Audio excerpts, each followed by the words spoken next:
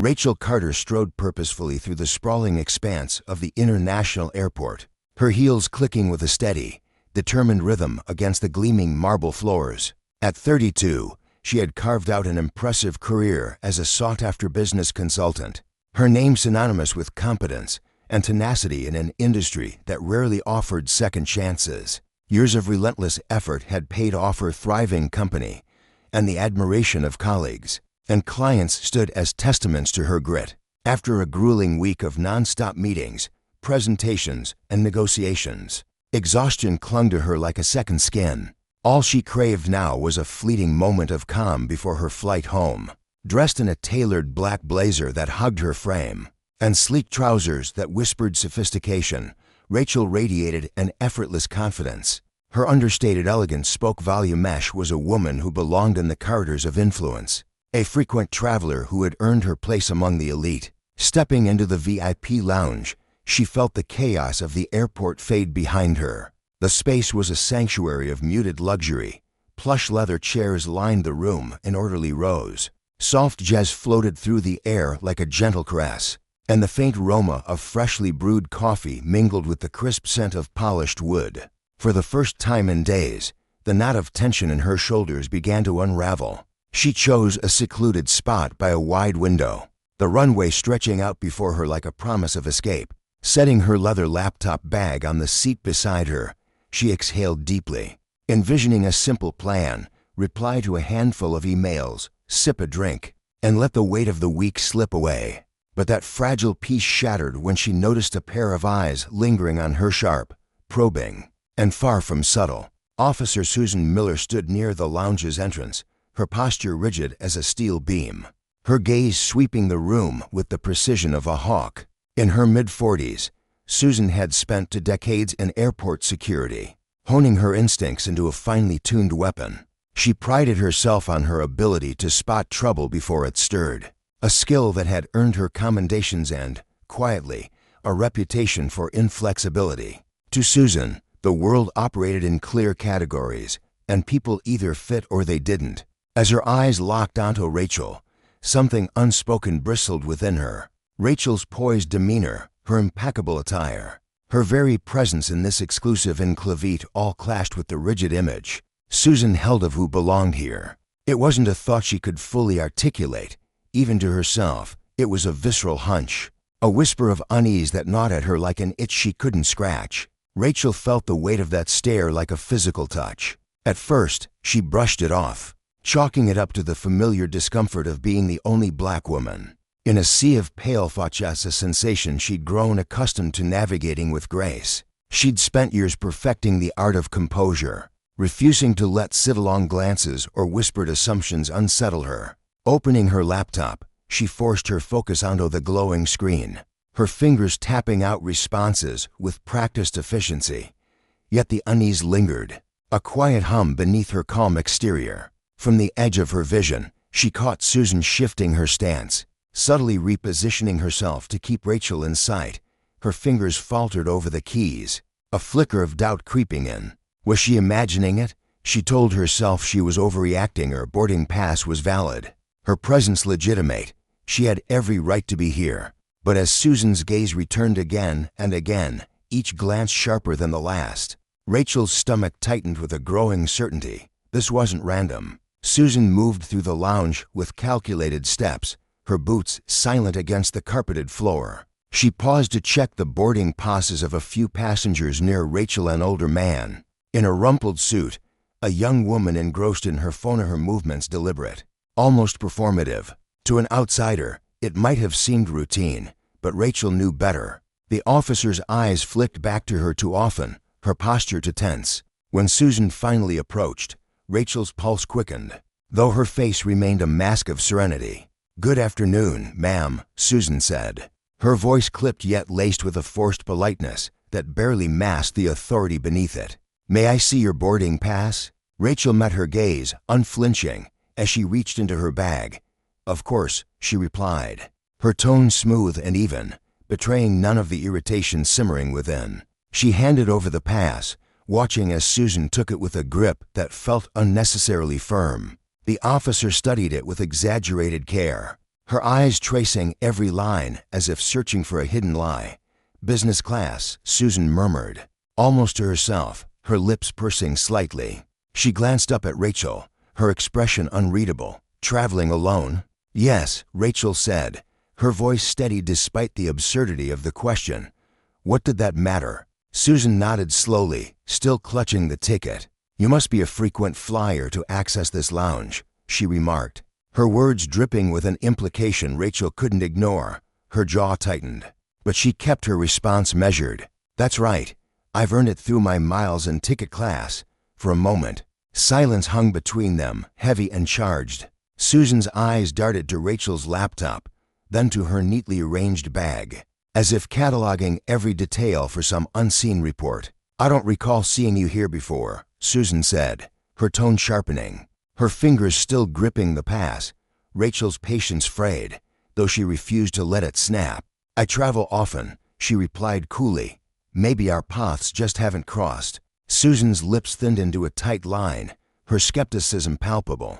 "Well," she said, holding the ticket aloft as if it might reveal a secret under closer scrutiny, "we like to ensure all our guests are where they're supposed to be. I'll need to confirm this with my system." Rachel blinked, caught off guard by the escalation. "My boarding pass is valid. I've complied with your request." "Is there an issue?" Susan's face hardened, her voice dropping to a curt edge. "Just a routine check." She handed the pass back with a reluctance that spoke volumes, her eyes never leaving Rachel's.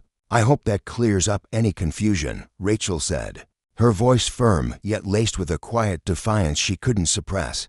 Susan didn't reply, but the air between them crackled with unspoken tension. As the officer stepped away, Rachel felt the eyes of nearby passengers curious, fleeting glances from those who'd caught the exchange. Her heart thudded against her ribs, but she forced herself to turn back to her laptop, fingers trembling slightly as she typed. The encounter had rattled her more than she cared to admit. She knew the sting of prejudice to well its subtle barbs. Its quiet insistence in this felt like a textbook case. Still, she told herself it was over. She'd held her ground, kept her dignity intact. But deep down, a shadow of dread whispered that this was only the prelude. Across the lounge, Susan lingered near the entrance, her arms crossed, her mind a tangle of instinct and bias. She couldn't shake the feeling Rachel had stirred in here, a nagging sense of misalignment. She couldn't rationalize. The woman's credentials checked out, her demeanor was flawless. Yet Susan's gut churned with a conviction she'd learned not to question. To her, justice meant order, and order meant keeping certain lines uncrossed. Rachel, with her quiet confidence and unapologetic presence, had unwittingly stepped over one.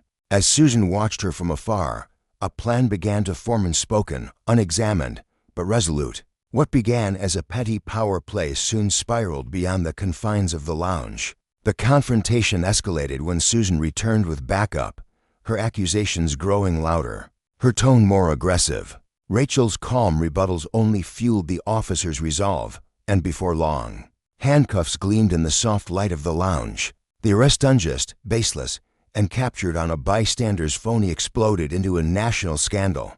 The video spread like wildfire, millions watching as Rachel's dignity was stripped away, her voice steady even as she was let out in disgrace. Outrage erupted, demands for accountability echoing from coast to coast. For Rachel, the ordeal was a crucible. Stripped of her freedom, she grappled with fury, humiliation, and a bone-deep weariness. Yet within her burned a resilience forged by years of overcoming. She emerged not broken, but transformed, her voice louder, her purpose sharper. For Susan, the consequences were a reckoning. Her abuse of power, rooted in unchecked bias, unraveled her career and forced her to confront the fragility of her own convictions. Justice, slow but unrelenting, prevailed not as vengeance, but as a mirror held up to the flaws of those who wielded authority without conscience. The lesson lingered long after the headlines faded. Power unchecked is a hollow throne, and true accountability spares no one. The air in the lounge hung thick with the hum of muted conversations and the faint clink of coffee cups against saucers. But for Rachel, it was the piercing weight of Susan's gaze that drowned out everything else. It wasn't a fleeting glance or a casual sweep of the room. It was sharp, deliberate, like a beam of light trained solely on her, cutting through the polished veneer of the space. Rachel wasn't new to this kind of scrutiny. Years spent navigating the sleek, glass-walled boardrooms of corporate America and the hushed exclusivity of high-end events had honed her instincts. She knew when she was being watched, singled out, and measured against some unspoken standard. Yet, she'd mastered the art of composure in these moments, her face a mask of calm as her fingers danced across her laptop keyboard with practiced ease. Still, Susan's stare pressed against her like an invisible hand, insistent and heavy, impossible to shake. Rachel risked a quick glance upward, her hazel eyes meeting Susan's for a fleeting second. The officer didn't flinch. Her face remained an unreadable slate, her posture rigid with authority. It was a power play, plain and simple, one Rachel had seen too many times before, the kind of move meant to unsettle, to assert dominance without a word. Susan's lips didn't twitch, her eyes didn't waver, and in that stillness, Rachel felt the silent challenge take root. She dropped her gaze back to her screen, determined not to give Susan the satisfaction of a reaction. But her jaw tightened ever so slightly, a ripple of tension she couldn't fully suppress. Susan, sensing she'd been noticed, shifted her approach with the subtlety of a chess player adjusting their strategy mid-game.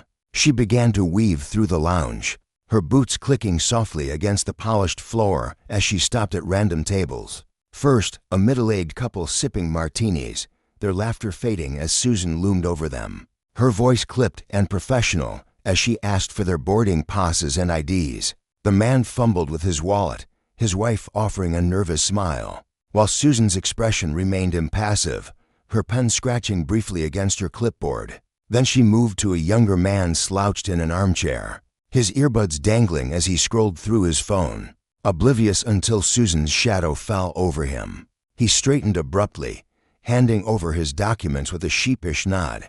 Each encounter was swift, efficient, almost mechanical. Nothing about it seemed out of the ordinary. But to Rachel, watching from the corner of her eye, it was a performance, a carefully orchestrated dance to disguise Susan's real target. The officer's path wasn't random, it was a slow, inevitable spiral drawing her closer to Rachel's table. Rachel's gut churned with certainty this wasn't chance. Susan lingered near a potted fern a few feet away, her head tilted as if scanning the room. But her eyes flicked toward Rachel with a frequency that betrayed her intent. The air between them thickened, charged with an unspoken tension that Rachel could almost taste. She kept her posture relaxed, her fingers hovering over her keys, but inside, her mind raced. What was it about her that had caught Susan's attention? Her sleek blazer, the quiet confidence in her movements, or something less tangible? Something Susan couldn't or wouldn't name? Susan edged closer, her boots pausing just a few steps from Rachel's chair. She adjusted her belt with a deliberate tug, her clipboard clutched like a shield, her eyes darting between it and Rachel's profile. The hesitation in her stance was fleeting, a crack in her armored out, perhaps, creeping in despite her resolve. Rachel didn't fit the profile of a troublemaker. She wasn't fidgeting nervously or glancing at the exits. She was simply a woman working, her presence unremarkable in the sea of business-class travelers. But Susan's instincts, warped by bias she wouldn't acknowledge, had already painted Rachel as an outsider. Her radio crackled softly, a burst of static slicing through the quiet. Susan's hand moved to adjust the volume, her head swiveling as if to justify her lingering presence. But the gesture felt hollow. Deep down, a part of her knew this wasn't standard procedure. There was no evidence, no reason to zero in on Rachel. Yet she silenced that nagging voice with the flimsy excuse of security, a catch-all that absolved her of accountability. Rachel's patience frayed like a thread pulled too tight. The subtle surveillance, the way Susan hovered like a hawk circling prey, it wasn't just annoying. It felt like an accusation, a quiet declaration that Rachel didn't belong. She straightened in her seat, her spine stiffening as Susan finally closed the distance. The officer stopped a few feet away, her clipboard held aloft as she pretended to study it. Her lips pursed in feigned concentration. Rachel's fingers stilled, the cursor blinking on her screen as the tension coiled tighter, a live wire sparking between them. "Excuse me, ma'am," Susan said at last, her voice firm but laced with a casualness that didn't match her piercing stare. She met Rachel's eyes, her face a study in neutrality. "May I see your boarding pass again?" Rachel's gaze lifted slowly, her expression unruffled but her voice carrying a faint edge, sharp enough to cut through the pretense. "You already checked it," she said, each word measured. "Is there an issue?" Susan didn't blink. "Just following up," she replied, extending her hand with an air of expectation. "Routine procedure." Rachel's lips pressed into a thin line as she reached into her bag, her movements deliberate. Controlled, she slid the boarding pass into Susan's outstretched hand, her tone clipped but steady. "Here." Susan took the ticket, her fingers brushing the edge as she held it up to the light, inspecting it as if it might reveal some hidden flaw. Her eyes darted over the details: gate number, seat assignment, departure time, searching for something, anything, to justify her scrutiny. "Flying business class," she muttered, almost to herself, though the skepticism in her tone rang clear to Rachel's ears. "Yes," Rachel said, her voice pointed as she crossed her arms, her posture a quiet defiance. "Is that a problem?" Susan hesitated, her lips tightening as if weighing her next move. "How often do you fly out of this airport?" she asked, her tone deceptively light, a question meant to probe rather than inform. Rachel tilted her head, her eyes narrowing slightly as irritation simmered beneath her calm facade. "Often enough to have access to this lounge," she said. "Why?" Susan ignored the question, handing the ticket back with a curt nod. But instead of walking away, she lingered, her boots rooted to the spot. "We don't usually see new faces here," she said, her words trailing off with a weight that hung heavy in the air. Rachel's frustration flared, a spark igniting behind her eyes. "Well, I'm here," she said firmly, her voice low but unyielding, "and I have every right to be." Susan's face didn't shift, but her silence was deepening a tacit admission that she had no real ground to stand on. The air crackled with unspoken resentment as she finally stepped back, her gaze lingering on Rachel for one last, probing moment before she turned and walked away. Rachel watched her go, her chest rising and falling with a slow, steady breath. But the unease clung to her like a shadow. This wasn't over. Susan's suspicion hadn't faded. It had merely retreated, biding its time. Across the lounge, Susan busied herself with other passengers, her movements mechanical as she checked documents and exchanged clipped pleasantries. To anyone else, she might have looked diligent, purposeful. But Rachel saw through the Sheridethy way Susan's eyes occasionally darted back toward her, the way her hand rested on her radio as if ready to call for backup she didn't need. Rachel shook her head, exhaling a long, weary breath as she tried to refocus on her work. The words on her screen blurred, her thoughts drifting to the countless times she'd faced the same quiet judgment in boardrooms, where her ideas were dismissed, in boutiques where clerks trailed her every step. It was a pattern, a subtle but insidious reminder that no matter her success, some would always see her as an intruder. Susan, meanwhile, couldn't shake the itch at the back of her mind. Rachel didn't belong in her lounge, not in her carefully ordered world. It wasn't rational, and she knew it. There was no evidence, no hint of wrongdoing, just a feeling she couldn't name. But her badge gave her the power to act on that feeling, to bend the rules under the guise of duty. She adjusted her belt, her fingers lingering on the cold metal buckle as she steeled herself.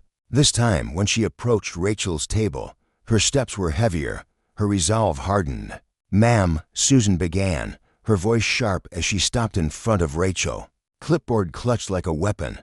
"I need to see your boarding pass and ID again." Rachel looked up slowly, her composure a fortress despite the annoyance flickering in her chest. "You've already checked my boarding pass," she said, her tone even but laced with steel. "Is there a problem?" Susan's hand extended, unwavering. "It's just a routine follow-up," she said, her words clipped. Rachel exhaled through her nose, a quiet sound of exasperation, as she reached into her bag once more. She retrieved her ticket and ID, placing them in Susan's hand with a calm that belied the storm brewing inside her. "Here," she said, her voice polite but firm, a challenge wrapped in civility. Susan took her time, her eyes scanning the documents with exaggerated care. She flipped the ID over, held the boarding pass up to the light, her brow furrowing as if she might uncover some hidden truth. Flying business class, I see, she said, her tone flat, but her expression hinting at disbelief. Where are you heading? New York, Rachel replied curtly, for work. Susan's gaze lingered on the ID, her fingers tapping lightly against the clipboard. And what kind of work do you do? Rachel's brow creased, her patience thinning as she met Susan's eyes. I run a consulting business, she said, her voice steady. Why does that matter? Susan didn't answer right away, handing the documents back with a slow, deliberate motion. Her lips pressed into a thin line as she crossed her arms. We don't usually see people like you in this lounge, she said finally, her words dripping with a pointed hesitation that made Rachel's blood simmer. Excuse me, Rachel's voice dropped, low and sharp, a warning shot across the bow. Susan tilted her head, her stance shifting as if bracing for a fight. I mean, this area is reserved for frequent flyers and business class passengers, she said, her tone hardening. You'll understand if we have to double-check credentials to ensure everything's in order. Rachel's eyes narrowed, her composure cracking just enough to reveal the steel beneath. I've already shown you my credentials, she said, her voice rising slightly. My boarding pass is valid. My ID matches. What exactly are you questioning? Susan's expression tightened, her authority challenged in a way she hadn't anticipated. We just like to ensure everyone here meets the requirements, she said, her words coated in condescension. It's standard procedure. Rachel set her laptop aside, leaning forward in her chair, her gaze locked on Susan's. Is it standard procedure to check the same passenger's documents twice? She asked, her voice steady but edged with fury. Or is this something you've decided just for me? Susan's jaw clenched, her mask of calm slipping as the truth hung heavy between them. I'm just doing my job, ma'am, she said curtly, but the words rang hollow. Rachel folded her arms, her stare unwavering. Are you? She asked, her tone a quiet blade. The lounge seemed to fade around them, the hum of conversation swallowed by the weight of their standoff. Susan's power, once unassailable, faltered under the spotlight of her own making. She'd overstepped, and she knew their authority wasn't a shield for prejudice, though she'd wielded it as one. Rachel, unflinching, embodied a lesson Susan hadn't expected to learn, that justice isn't served by suspicion alone, and that the misuse of power carries a cost, even if it's just the sting of being called out in silence. Susan turned on her heel, her retreat a concession she'd never admit aloud, while Rachel sat back, her victory bittersweet but resolute. The encounter lingered, a reminder that the fight for fairness often unfolds in the smallest, most personal battles, and that those who abuse their power, however subtly, leave a mark that doesn't easily fade. The air in the lounge felt thick, almost suffocating, as Rachel's words sliced through it like a blade, cool yet laced with an unyielding defiance. If doing your job means picking me out of the crowd, she said, her voice steady despite the storm brewing inside her, then you should know I'm not the type to just sit here and take it quietly. Her arms crossed tightly over her chest, a shield against the mounting pressure, as her words landed with a weight that seemed to echo off the sleek, polished walls. The tension between her and Susan crackled like static electricity, sharp and dangerous, pulling the attention of the nearby passengers. Eyes darted toward them, quick and curious, as if drawn by the invisible charge of the exchange. A man in a rumpled suit paused mid-sip of his coffee, his brow furrowing, while a woman with a sleek briefcase shifted uncomfortably, sensing something big was unfolding. Susan, standing rigid in her crisp uniform, felt a flicker of unease ripple through her. She shifted her weight from one foot to the other, her polished shoes squeaking faintly against the tiled floor. For a fleeting moment, her confidence wavered. She hadn't expected this pushback, but she quickly straightened her spine, her chin lifting as if to reclaim her authority. Ma'am, there's no need to get defensive, she said, her voice sharpening like a knife honed on irritation. The words were meant to dismiss, to regain control, but they only fueled the fire in Rachel's eyes. I'm not being defensive, Rachel shot back, her tone unwavering, her gaze piercing through Susan like a spotlight. I'm asking why I'm the only one in this entire lounge being treated like a suspect. Her question hung in the air, heavy and unanswered, as the hum of the room seemed to dim under its weight. Susan faltered, her carefully constructed wall of authority meeting a resistance she hadn't prepared for. She opened her mouth, repeating herself with less conviction than before. "As I said, it's routine." The words sounded hollow now, thinner than the recycled air circulating through the lounge. Rachel's lips twitched into a faint, incredulous smirk. "Routine," she echoed, her voice dripping with skepticism as her eyes locked onto Susan's. "Unrelenting. Funny how your so-called routine seems to have overlooked every single person in this room except me." The accusation wasn't loud, but it carried a force that made Susan's jaw tighten, her teeth grinding together as she struggled to hold her ground. "Let's not make this harder than it has to be," Susan said, her voice taut, her fingers flexing at her sides as if itching to grab hold of the situation.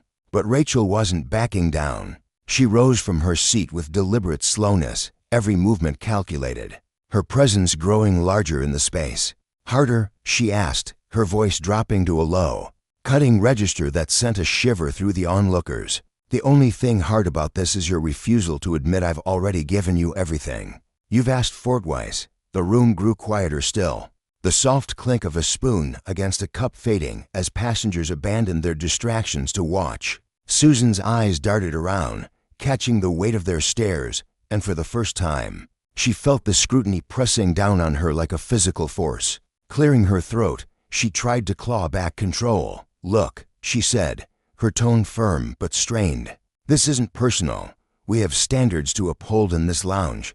It's not about you." Rachel's laugh broke the silence, short and sharp, devoid of humor. "Not about me," she repeated, her voice rising just enough to make Susan flinch. "You just said you don't see people like me here often. What exactly did you mean by that?" The question landed like a slap, and Susan's face flushed a faint pink, her composure cracking. "I didn't mean anything by it," she said, her defensiveness creeping in as she crossed her arms. "Let's not twist my words." But Rachel wasn't letting it go.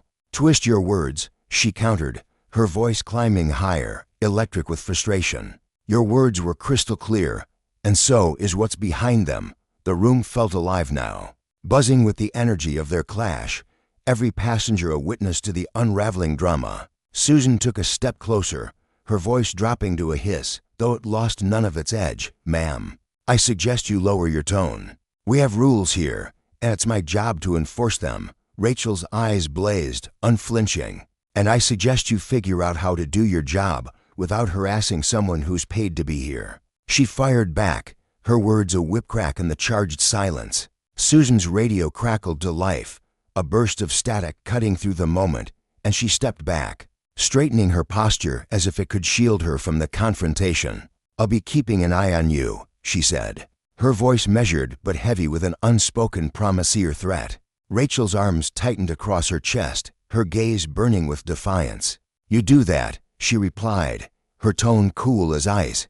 "I'll be right here." Susan turned on her heel and strode away, her footsteps sharp against the floor. But the encounter had left an indelible mark.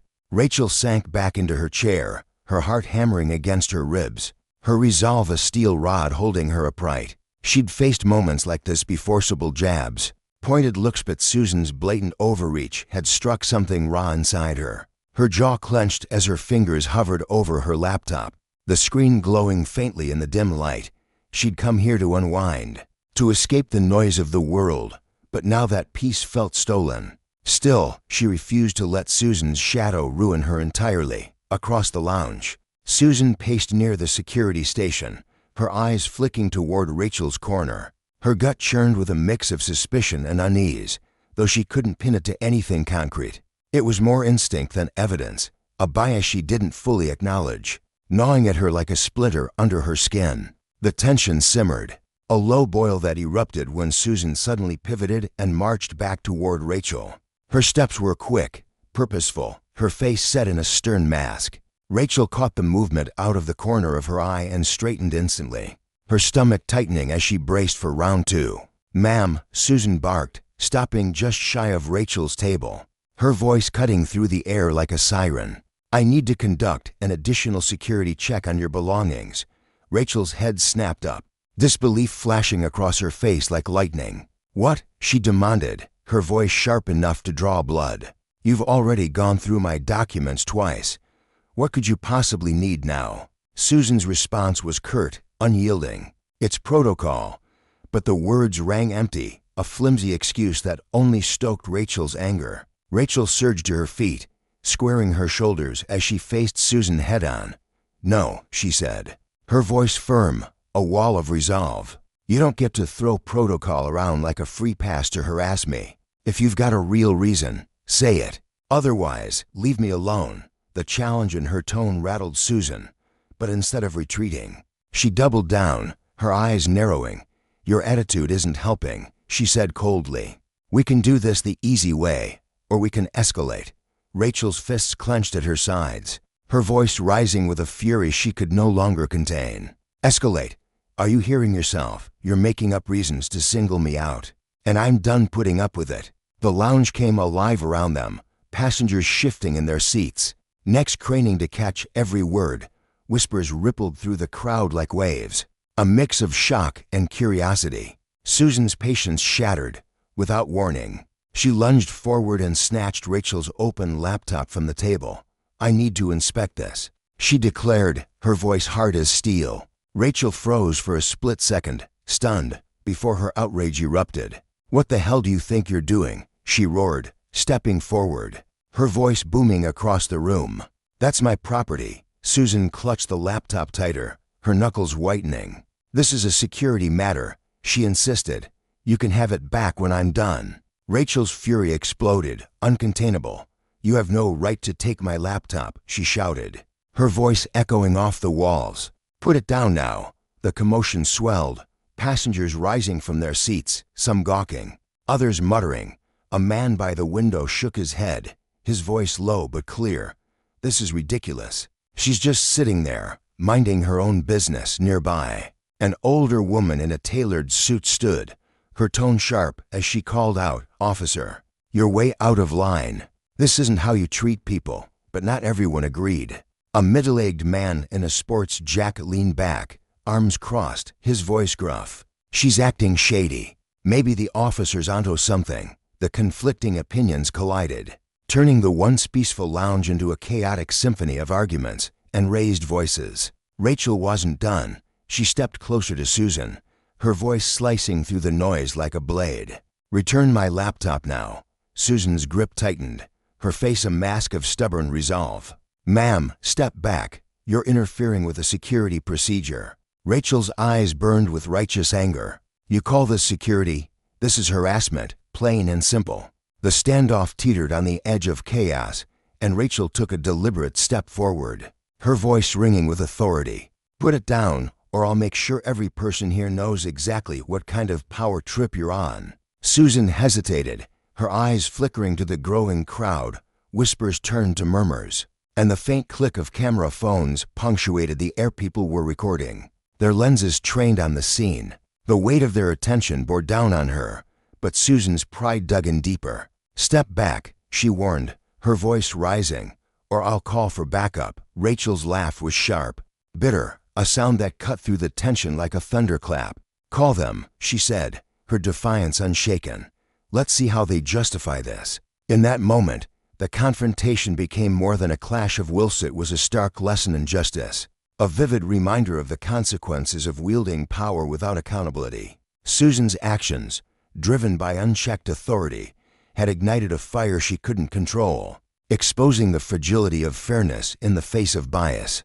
For Rachel, it was a stand against being diminished, a refusal to let injustice slide. And for the onlookers, it was a mirror held up to their own beliefs about right and wrong, a story unfolding in real time that would linger long after the lounge fell silent again. The air in the VIP lounge hung thick with tension, a palpable storm brewing as voices clashed in a chaotic symphony. Susan, an officer clad in her crisp uniform, stood at the center of it all, her authority teetering on the edge of collapse. Her sharp words had ignited the spark, daring Rachel with a venomous challenge.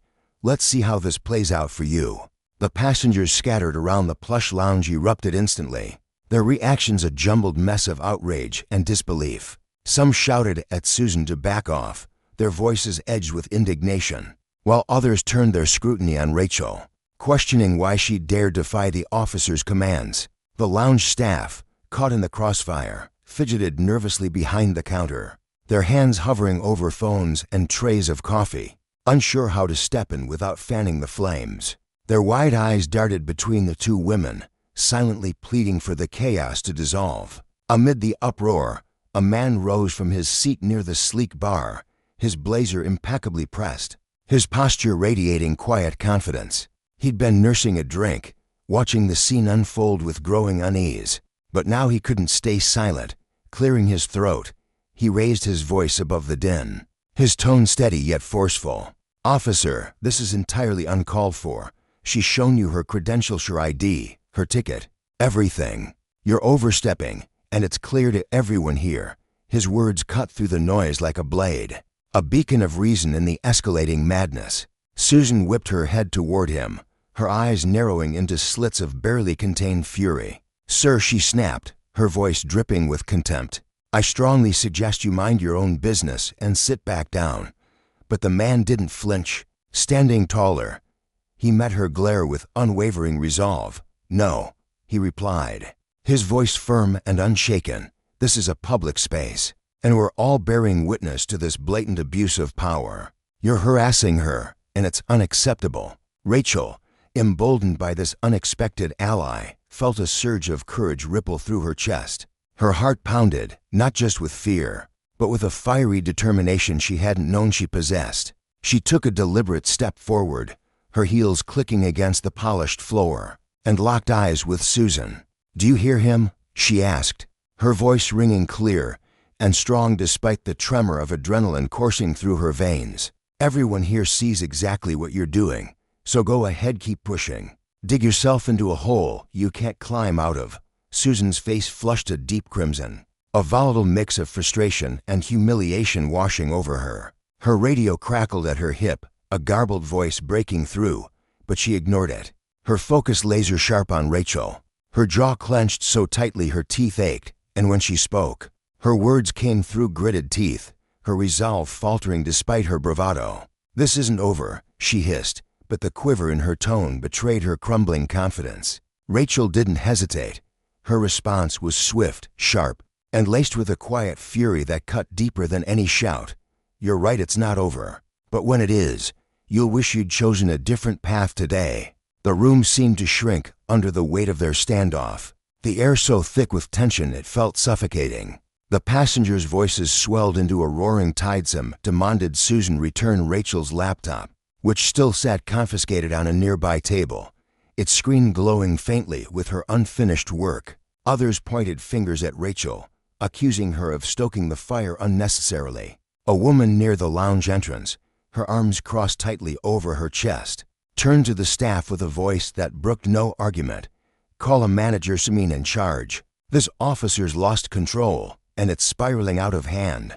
Her tone was firm, her eyes blazing with a mix of disbelief and moral outrage. What had begun as a routine security check had morphed into a full-blown spectacle, far beyond anything Susan had anticipated. The murmur of the crowd grew louder, punctuated by the faint clicks of camera phones snapping photos and recording videos. The mounting criticism pressed against her like a physical force, each whisper and shout chipping away at her composure. She stood at a crossroads, step back and salvage what dignity she could, or double down and risk it all. In that fateful moment, her pride won out.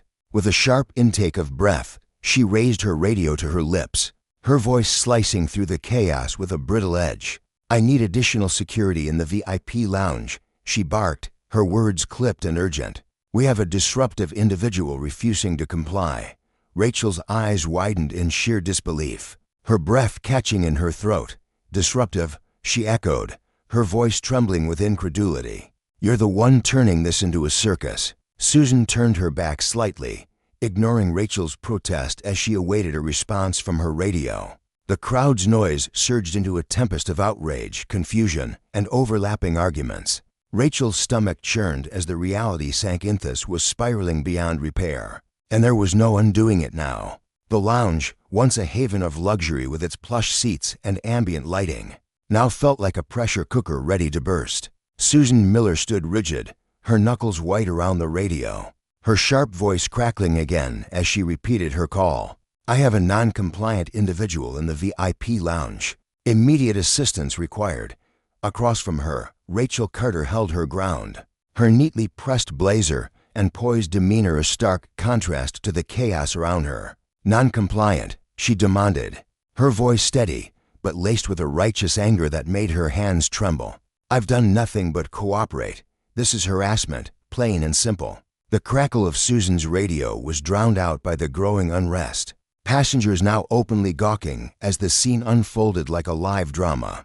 Many held their phones aloft, their screens capturing every tense exchange, every flicker of emotion. Moments later, the lounge doors swung open and two more officers strode in, their boots thudding against the floor. Officer Daniels, a stocky man with a furrowed brow, took in the scene with a quick, assessing glance. The tension was palpable, a living thing that seemed to coil around the room. What's going on here? He asked, directing his question to Susan with a hint of skepticism in his tone. Susan pointed at Rachel, her voice tight and authoritative. This woman's been uncooperative.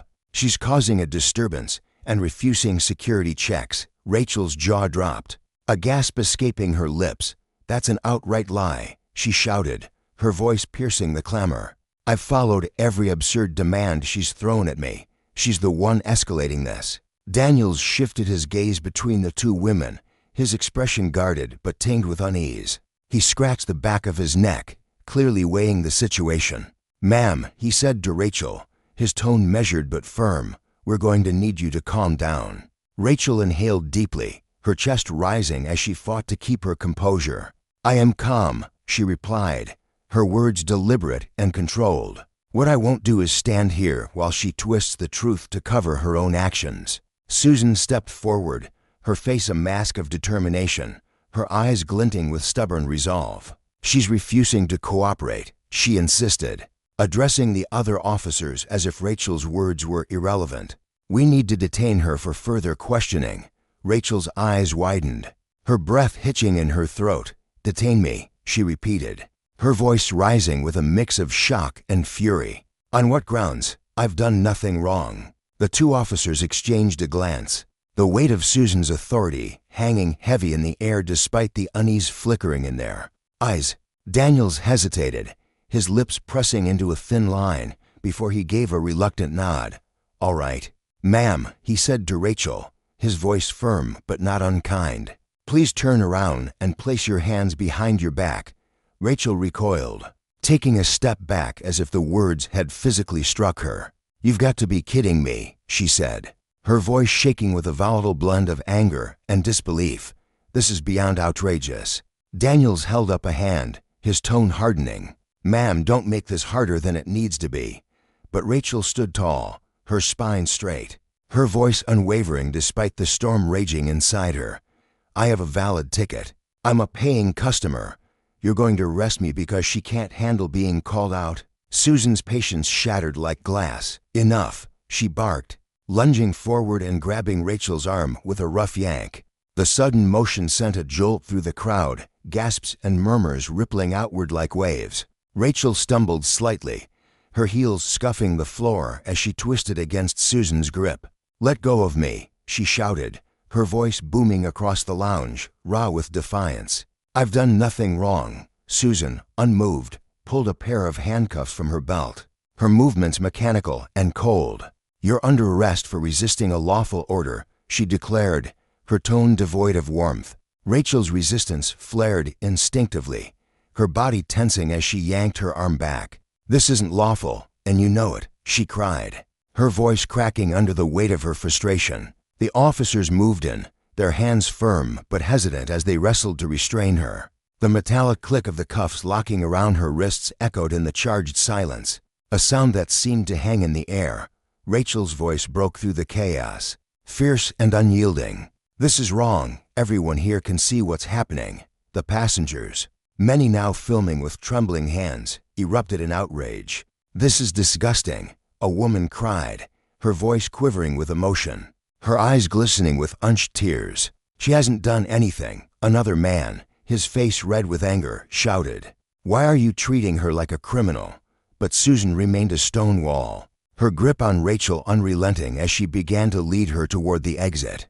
Rachel's voice rose above the clamor, a desperate plea to the onlookers. "Record the soul of it," she yelled, her words a rallying cry as phones followed her every step, capturing the image of a poised, professional woman being dragged from a space she rightfully belonged in. "This isn't over," Rachel said, her voice thick with defiance even as tears pricked at the corners of her eyes.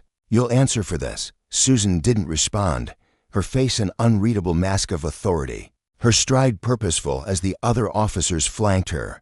Daniels walked slightly behind, his brow creased with discomfort, while the second officer, a younger man with a tight jaw, kept his gaze fixed ahead, detached from the turmoil. As they moved through the terminal, the scene drew more ICE travelers pausing mid-step, their suitcases forgotten, whispering to one another or staring in open disbelief. Rachel's face burned with humiliation, her cheeks flushed as the weight of countless stares pressed down on her. Yet beneath it all, a fire still blazed. This wasn't just about hair, it was a glaring lesson in justice, a stark reminder of how power, when wielded without restraint, could twist truth into tyranny. Susan might hold the cuffs now, but the consequences of her actions, captured in every frame and echoing in every voice, would follow her far beyond this moment. Rachel stood tall, her chin lifted defiantly against the crushing weight of the moment, refusing to let it fracture the iron core of her spirit.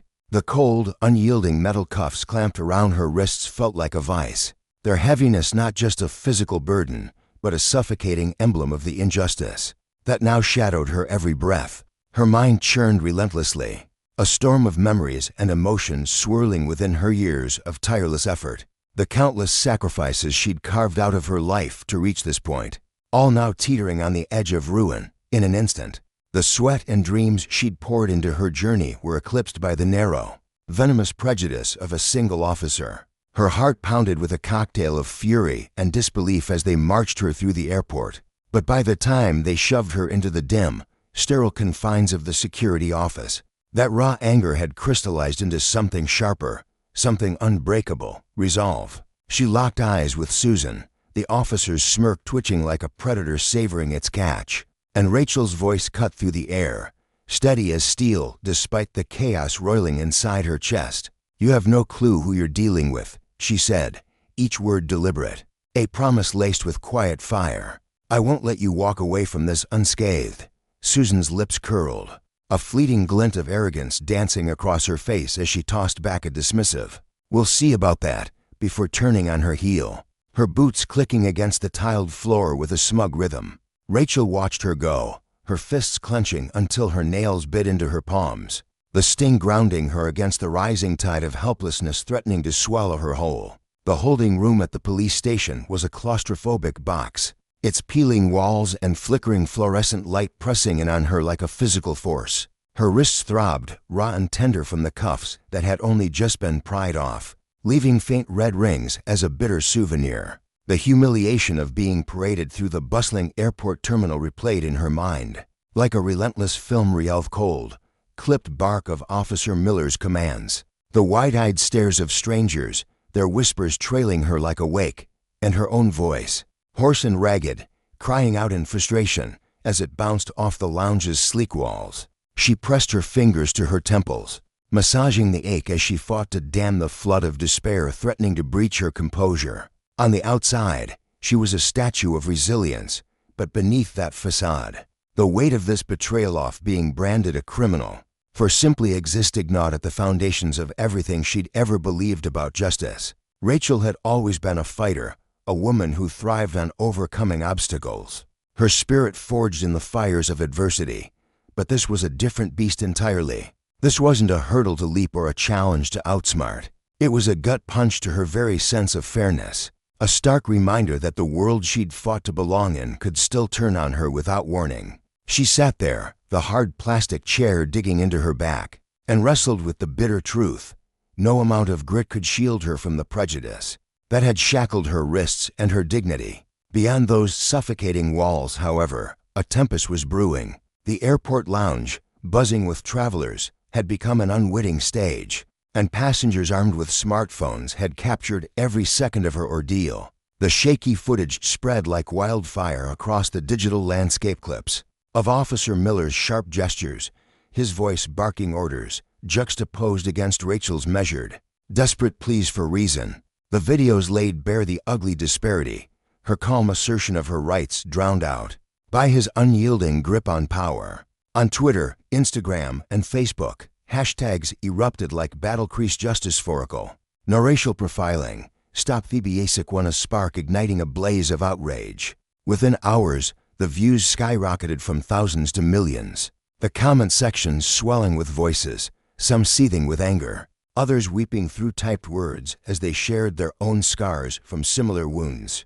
"This is sickening," one user wrote, their words trembling with fury. "How many more times do we have to watch this happen before something changes?" Another chimed in.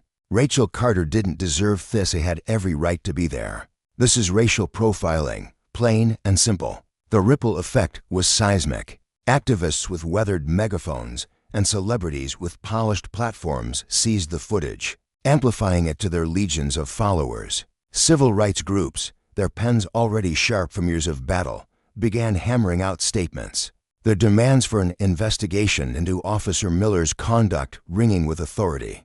Local news vans raced to the scene, their antennas piercing the sky, and soon the story vaulted onto national screens. The grainy airport video looping endlessly as talking heads dissected its every frame. Back in the station, Rachel's phone vibrated incessantly against the scratch wooden table. A chorus of pings from friends, family, and co-workers flooding in with love and indignation. But she couldn't bear to face it yet.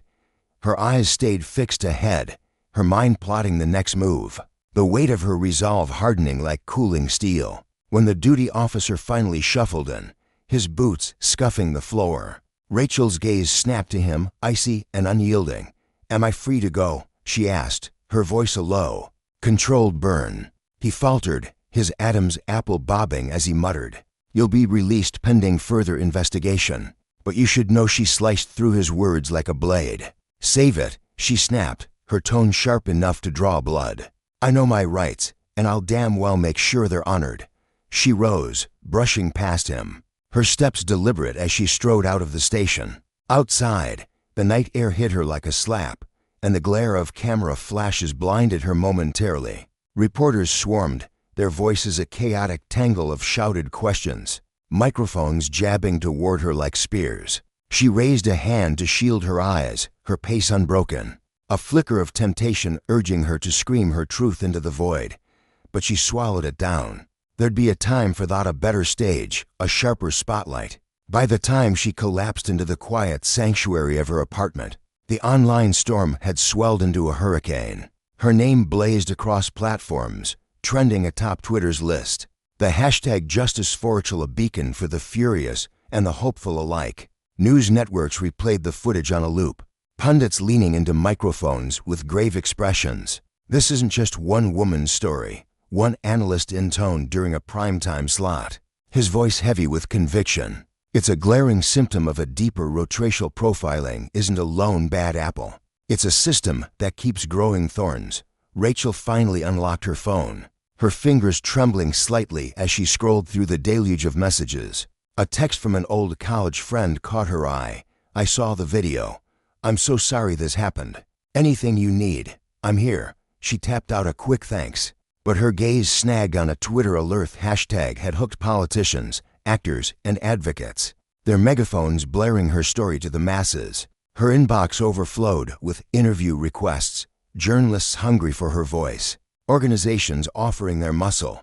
Yet amid the swell of support, a familiar burden settled onto her shoulders. She stared at her reflection in the phone's dark screen, her eyes tracing the lines of a face now tied to something vast. This wasn't just her fight anymore. The sheer volume of rage online told her that her pain had cracked open a collective wound. People weren't just mad for her, they were mad for what her story laid bare. She dialed Lauren, her best friend, who picked up before the first ring faded. Are you okay?" Lauren's voice trembled with worry, a lifeline in the chaos. "I'm fine," Rachel lied, exhaustion seeping through her words like damp rot. "But this can't stop here. I have to do something. Lauren's response was fierce, unwavering. You will. You've already lit the match. Look at what's burning out there. People are hearing you. Rachel nodded into the silence, though Lauren couldn't see it. Hearing isn't enough. She murmured, I need to make sure this isn't just another flare that fizzles out. It has to matter. The next morning, Rachel's face was inescapable, plastered across TV screens, flooding social media feeds, staring back from newspaper stands. The image of her in cuffs, head high as she was led from the lounge, had hardened into a symbol, a stark testament to the bias woven into the fabric of daily life. Civil rights groups extended hands of legal aid and podiums for her voice. The NAACP and ACLU fired off statements, their words crackling with demands for Officer Miller's reckoning. But Rachel wasn't content to sit back and let others steer her ship. She hunched over her laptop, fingers flying as she drafted her own declaration, each keystroke a reclaiming of her story. When she posted it, her words hit like a thunderclap. Yesterday, I was treated like a criminal for daring to exist where I belonged. This isn't just my burden, it's the weight carried by countless others day after day. I won't be quiet. I won't let this fade. Susan, back at the precinct, scrolled through the chaos online, her smirk long faded, replaced by a tight-lipped unease as the world turned its gaze on her. Officer Miller, too, felt the heat, his once assured stride faltering under the scrutiny now dogging his every move. The lesson was clear, its echo growing louder. Power, when wielded as a weapon against the innocent, invited consequences that could shake even the sturdiest foundations. For Rachel, this was more than survival. It was a call to carve justice from the wreckage, to ensure the scales didn't just tip but shattered under the weight of truth. On a crisp March morning in 2025, Rachel Carter sat hunched over her phone, her fingers trembling slightly as she typed out a message that would soon ripple across the digital landscape. To everyone who has stood by me through this, thank you. Now, let's channel this anger into something tangible, something real. She hit send, and within mere minutes, the post exploded across social media. Tens of thousands of likes flooded in, shares multiplied like wildfire, and comments poured forth, some brimming with outrage, others pulsing with hope. The hashtag Justice for Rachel emerged almost organically, a banner under which strangers united, their voices swelling into a chorus that demanded action. Protests were hastily organized, megaphones dusted off, and calls for systemic overhaul echoed through city streets. Rachel's story, once a quiet ember of personal pain, had ignited into a blazing cry for justice, casting light on shadows long ignored. Days later, Rachel found herself seated in a sleek, modern conference room, the air thick with anticipation and the faint scent of polished wood. Across from her sat Rebecca Hayes, a civil rights attorney whose name carried the weight of countless battles won. Rebecca's presence was formidable, her no-nonsense demeanor softened only by the flicker of empathy. In her sharp, discerning eyes, the room itself felt like a paradox to Rachel. Its towering windows and minimalist decor were intimidating, yet the knowledge that she was here, fighting for something bigger than herself, filled her with a quiet, steely resolve. As Rebecca leaned forward, her pen tapping rhythmically against a legal pad scribbled with notes, her voice cut through the silence with unwavering clarity. This isn't just about putting together a case, Rachel. We're crafting a message aloud, unignorable one. We're not here to slap a wrist. We're here to hold a broken system accountable. Rachel's chest tightened, the gravity of those words pressing down on her like a physical force. She nodded, her voice steady despite the storm of emotions churning within. I want this done right. Rebecca, no cutting corners. People need to see the truth laid bare. Rebecca gestured toward the table between them, where a stack of evidence loomed, grainy video clips from the airport lounge, passenger statements scribbled in hurried handwriting, and the initial police report filed by Officer Susan Miller. We've got a solid starting point, Rebecca said, her tone brimming with confidence. The footage alone, it's raw, it's undeniable. But we need more. The stronger we build this, the less room they'll have to dodge or dismiss it. Rachel's hands curled into fists, her nails digging into her palms as Susan's venomous words replayed in her mind. You don't belong here. The memory stung, sharp and bitter, but she exhaled slowly, forcing the fury down. "What else do we need?" she asked, her voice a mix of determination and restrained fire. Rebecca's eyes narrowed thoughtfully. "Witnesses. As many as we can get from that day. Their stories will stitch together a tapestry that the videos alone can't weave. They'll show the world what really happened." Rachel's phone buzzed on the table, an insistent vibration pulling her attention. Another notification jerk was still trending. The public's outrage growing louder with every passing hour. News outlets had latched onto the story, their headlines flashing across screens nationwide. But Rachel knew better than to rest on the fickle tide of public opinion. Justice wouldn't come from likes or retweets. It demanded something concrete, something unshakable. Rebecca glanced at the glowing screen, her lips pressing into a thin line. "The media's a boon and a burden," she said. "It's keeping the pressure on. But once the defense digs in, they'll turn it into a microscope. Every move you make, every word you've ever said, they'll dissect it." Rachel frowned, unease creeping into her gut. "What kind of pushback are we looking at?" Rebecca's gaze hardened, her voice dropping to a grave timbre. "Susan Miller's team will spin her as a dutiful officer, just following the rules. They'll say you provoked her, escalated things. They'll twist the story until you're the aggressor, even with the evidence screaming otherwise." The words landed like a punch, but Rachel squared her shoulders, her jaw tightening with defiance. "Let them try," she said, her voice ringing with conviction. "The truth doesn't bend, and it's on my side."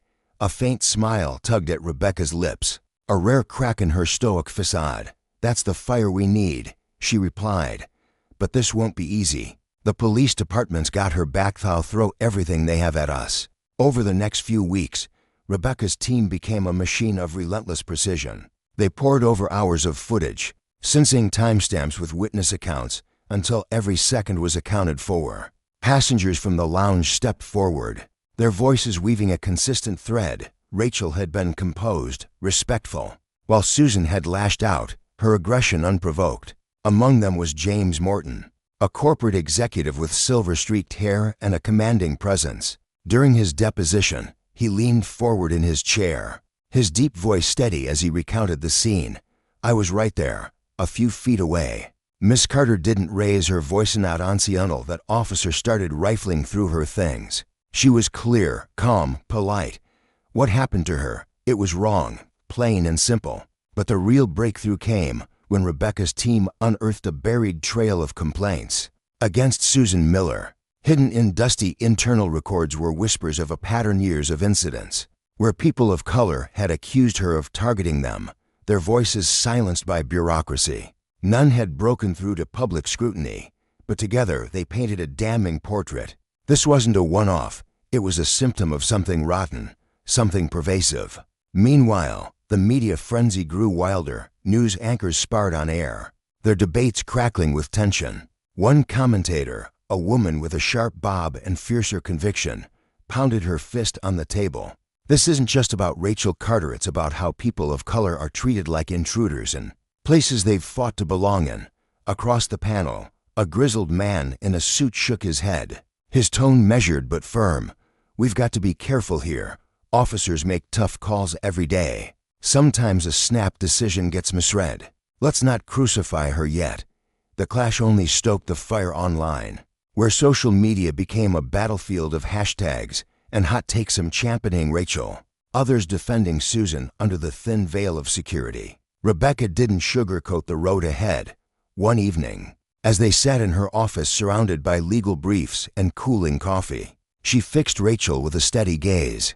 "They're going to come after your past, your demeanor, even your success. Anything to make you look less credible." Rachel met her eyes, unflinching, a spark of defiance blazing within her. "Let them," she said, her voice low and fierce. "I've spent my whole life proving doubters wrong. This is just another hurdle." The lawsuit hit the courts soon after, a meticulously crafted document charging racial discrimination, wrongful arrest, and emotional distress. It laid out the timeline in stark detail, bolstered by videos and witness accounts, and framed Susan's actions as part of a broader, uglier pattern. The filing sent shockwaves through the press. Reporters swarmed Rachel's apartment, their cameras flashing like vultures circling prey, while civil rights groups seized the moment to amplify the call for reform. Susan's defense didn't waste time. Their statement landed like a counterpunch, claiming she'd acted within protocol, that Rachel's disruptive behavior had left her no choice. Rebecca read it aloud in her office, her voice dripping with scorn. "They're doubling down, calling you the troublemaker. It's a classic dodge." Rachel shook her head, frustration boiling beneath her calm exterior. "They can rewrite it all they want, videos don't lie." Rebecca nodded, her eyes glinting with resolve. "And we'll make sure the jury sees every frame." The pressure mounted, but Rachel stood firm. In her first televised interview, she sat across from a seasoned journalist, her posture poised yet radiating intensity. "What do you hope this lawsuit achieves?" the woman asked, her tone probing but fair. Rachel's answer came without hesitation, her words slicing through the air. "Accountability. Not just for me, but for everyone who's been crushed by the same injustice. This isn't about one officer, it's about dismantling a system that protects the wrong people." In that moment, Rachel's fight crystallized a deeper lesson. Justice isn't a gift bestowed, it's a battle waged. And when power is abused, when those meant to protect instead oppress, the consequences ripple far beyond a single life. Susan Miller's actions weren't just a personal failing. They were a symptom of a machine that too often shields its own, leaving the vulnerable to fend for themselves. Rachel's resolve, forged in the fire of that day at the airport, became a mirror held up to society, reflecting both its flaws and its potential for change. The air was thick with tension, a palpable weight pressing down on everyone involved as the truth began to unravel, in ways no one could have anticipated. Rachel Carter sat in the dimly lit office of her attorney, Rebecca, her hands clasped tightly in her lap, her dark eyes flickering with a mixture of exhaustion and unyielding determination. The interview she'd given, raw, honest, and unfiltered, had exploded across the internet, shared and reshared until it became a rallying cry for those who'd long been silenced by the heavy hand of authority. Her voice trembled slightly as she spoke to Rebecca that evening, the glow of a desk lamp casting shadows across her face. "I knew speaking out would stir things up," she said, her tone steady despite the storm brewing inside her, "but I didn't realize how deep this went. It's not just about me anymore."